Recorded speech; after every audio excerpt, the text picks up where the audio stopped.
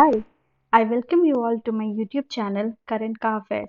Here I'll be discussing latest and most relevant news updates from Press Information Bureau. मैं यहाँ पर PIB के news को बहुत ही क्लियर एंड कंसाइज मैनर में प्रेजेंट करूंगी। आपको ये वीडियो अच्छा लगे तो ज़रूर सब्सक्राइब करें। वीडियो शुरू करते हैं आज के इम्पोर्टेंस ऑफ द डे से। आज है 4 अप्रैल और आज के दिन हम मनाते हैं international day for mines awareness and assistance in mind action.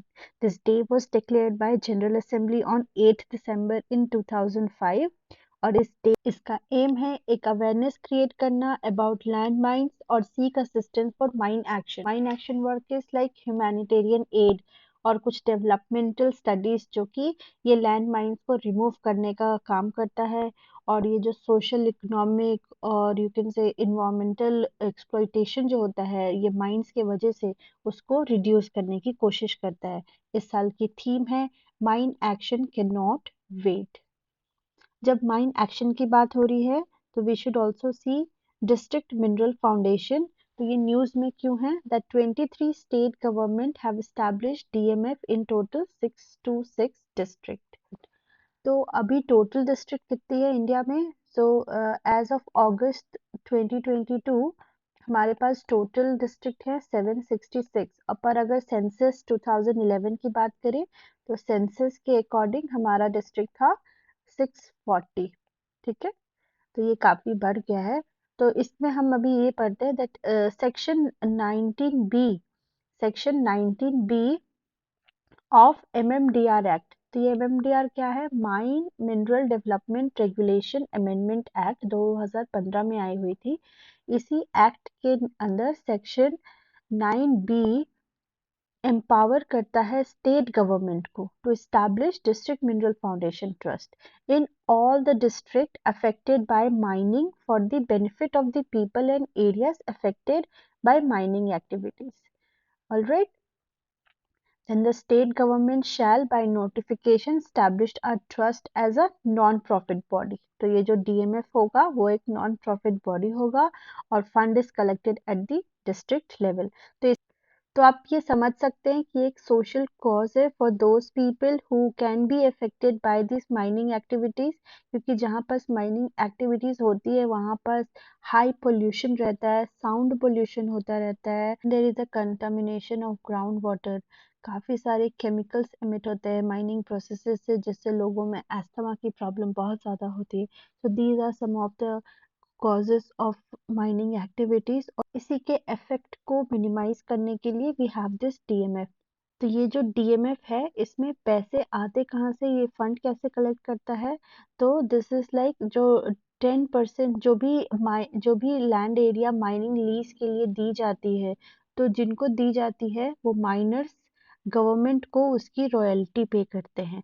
तो माइनिंग लीज अगर 2015 से पहले दी गई थी तो उसमें 30% की रॉयल्टी पे कर रहे हैं और अगर आफ्टर 2015 के बाद हो रहा है तो 10%। तो that is how you collect till January 74,830 crores have been collected under district mineral foundation in the country and सिर्फ 39,000 crore have been spent, and these 5 states like Jharkhand, Odisha, Chhattisgarh, Madhya Pradesh and Rajasthan, and these are some of the states that account for 72% of total DMF collection. There are certain okay और ये सारे areas are दोस्त जहाँ पास coal reserves भी highest हैं। Also यहाँ पास इनकी ज़्यादा ज़रूरत है because there is a huge amount of tribal population that is affected by it. ठीक है, तो उनके वेलफेयर के लिए we need this money, but जो यूटिलाइजेशन हो रहा है इस मनी का, इस फंड का, that is not up to the mark. As you can see most of the fund is still under utilized. Then there is a provision in it कि जितने फंड कलेक्ट हुए हैं उसका 60% हाई प्रायोरिटी एरियाज में जाएगी। ठीक है, high priority में 60 और रेस्ट में 40%। ठीक है, and these are some of the highest priority areas जिसमें यूज होना चाहिए, जैसे drinking water supply, environment preservation, health, education, welfare of women and children, welfare of aged and disabled people, skill development, sanitation. So these are some of the highest priorities areas. Next है प्रधानमंत्री खनिज क्षेत्र Kalyan Yojana. This program is meant to provide for the welfare of areas and people affected by mining related operation using the funds generated by DMF. तो DMF जो fund आ गया है उसको अब यूटिलाइज कैसे करेंगे. ठीक है, उसमें पैसे तो आ गए हैं लेकिन उसको स्पेंड करने का कुछ भी प्रोविजंस नहीं दिए हैं कि इसको कैसे करेंगे. इसलिए ये आई थी प्रधानमंत्री खनिज क्षेत्र कल्याण योजना. इसका ऑब्जेक्टिव ही है to implement various developmental and welfare projects and programs in mining affected area, then minimize or mitigate adverse impact during and after mining, then ensure long-term sustainable livelihood for the affected people in mining areas. तो ये पूरा हमने समझा कि how we can minimize the negative consequences of mining operations in India. Next news है B20 conference से related.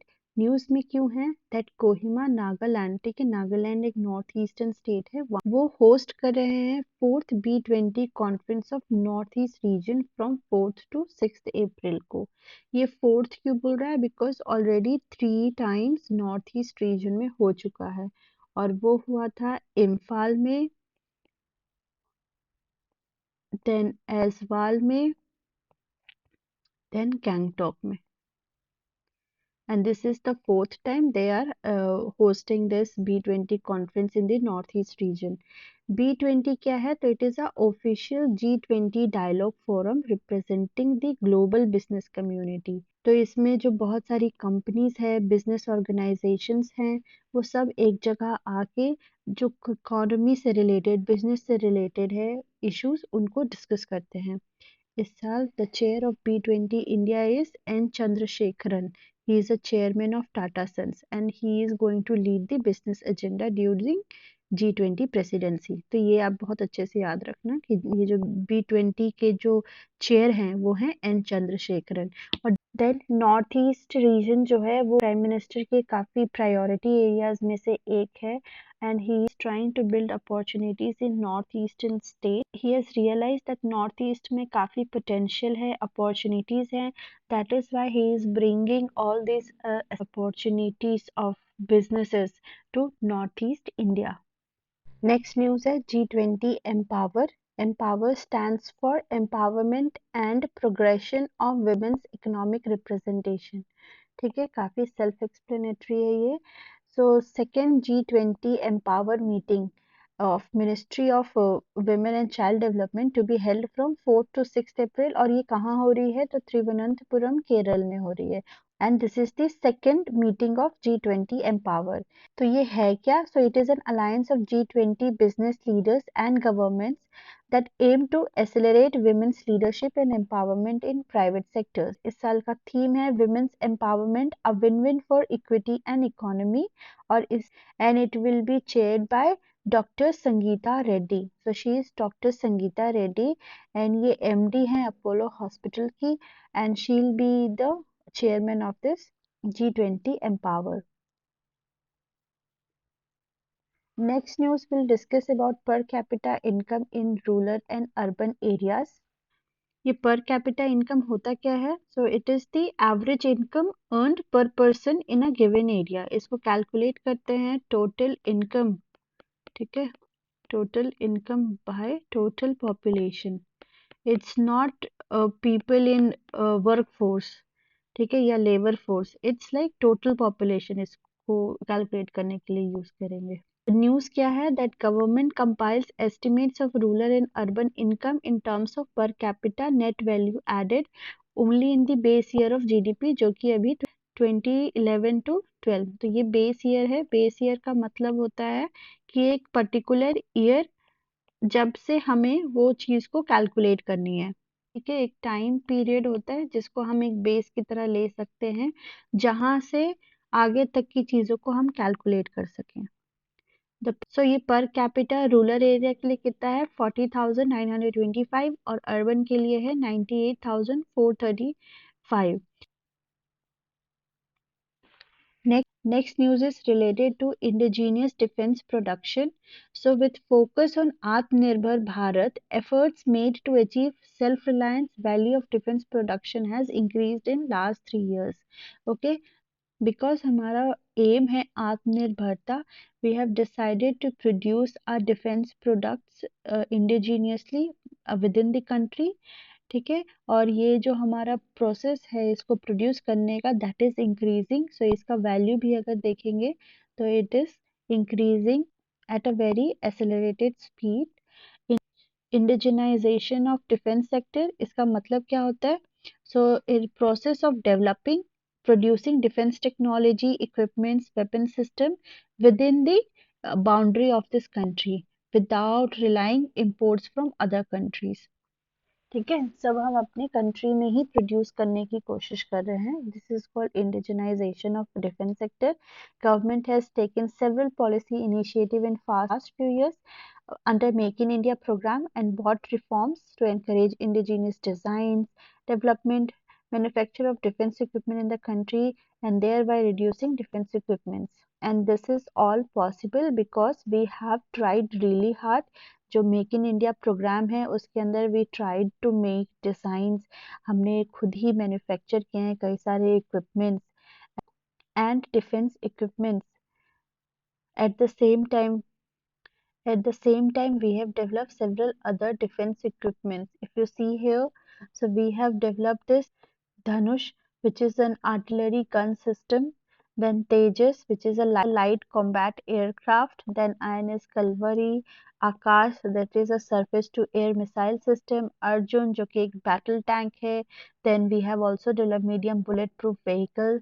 So you can see how far we have come. There was a time when we were importing everything from Russia, China, and other countries. But today we are in a position that we can develop such technology within the boundaries of our country. So this indigenization involved developing and building capabilities in areas such as research and development, designs, manufacturing, testing, maintenance of defense equipment. It requires significant investment in technology, infrastructure, human capital, as well as partnership with academia and private sector. We have signed MOU with various developed countries in order to develop state of art technologies as far as defense sector is concerned. Then we have various bilateral agreements in defense sectors. So these are some of the efforts that we have made. Why it is important? Why we should not import, rather we should develop our own equipment. First is it will reduce fiscal deficit. If then it is cost effective. It is always cheaper to develop something rather than buying it from the other nation. It will secure national security, that is like हमारा जो dependence है equipments को लेके foreign nation पे वो reduce होगा. So we will be less vulnerable in case of emergency. Employment generation होगा इससे. It will boost export. Finally जो हमारा aim है आत्मनिर्भरता, self reliance, that will be achievable. Next news है पीएम डिवाइन से रिलेटेड. नेक्स्ट न्यूज है PM divine से रिलेटेड. सो पीएम डिवाइन है क्या? It is prime ministers development initiative for north east region. ठीक है. It was announced in union budget 2022 to 2023. It is a central sector scheme. ठीक है. Central sector scheme का मतलब होता है the entire funding is done by central government with an initial allocation of 15,000 crore. Total outlay इसका 6,600 crore है, पर initially they have given 1,500 crores और this will for the 4-year period from 2022-23 से 2025-26 तक. It will be implemented by Ministry of Development of North East Region. तो इसको हम donor भी बोलते हैं शॉर्ट फॉर्म में. ठीक है. सो इसके ऑब्जेक्टिव क्या है? So it will fund infrastructure convergently in the spirit of PM Gati Shakti. PM Gati शक्ति भी वही है, to develop a multi-modal logistics. It is like you bring national highways, state highways, waterways, and other transport and communication projects together, and all will be headed together under one head.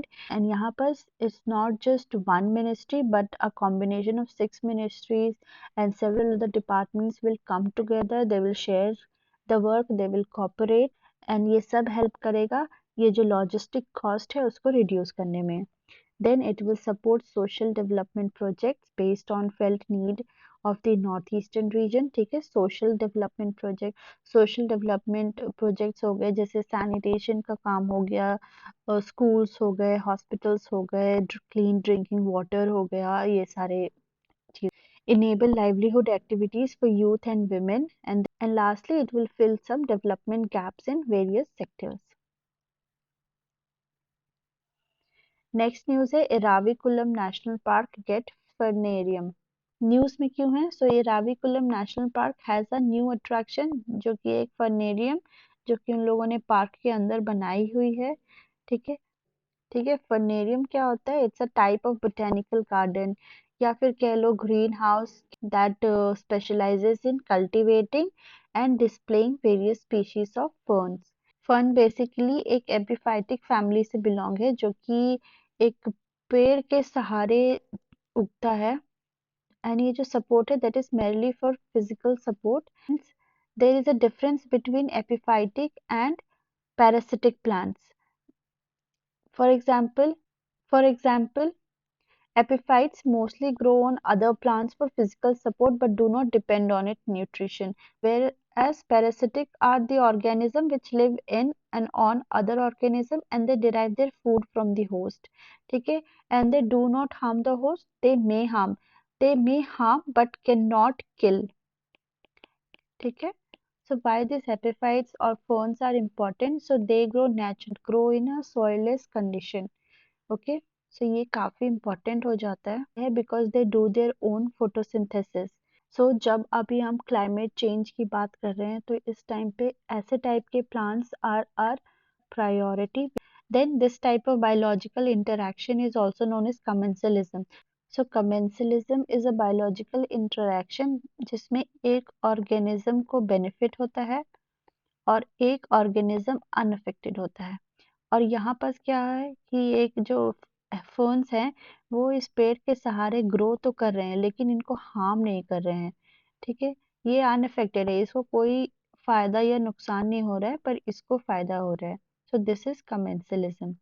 And ferns are also an ecological indicator of an healthy forest. ठीक है, थोड़ा सा हम Eravikulam national park के बारे में समझते हैं. Eravikulam national park is located in the western Ghat of India in the state of Kerala. ठीक है, ये रहा केरला, ये रहा, और यहाँ पास है Eravikulam national park. It was declared a sanctuary in 1975 and later a national park in 1978. It is the natural habitat of Nilgiri Dhat. ठीक है, and this area mostly consists of grasslands, जो कि जिसको शोलास बोलते हैं हम लोग. So that's all for today. अगर आपको ये वीडियो इन्फॉर्मेटिव लगा हो, आपके काम आया हो, तो ज़रूर लाइक और सब्सक्राइब करें. I'll see you tomorrow.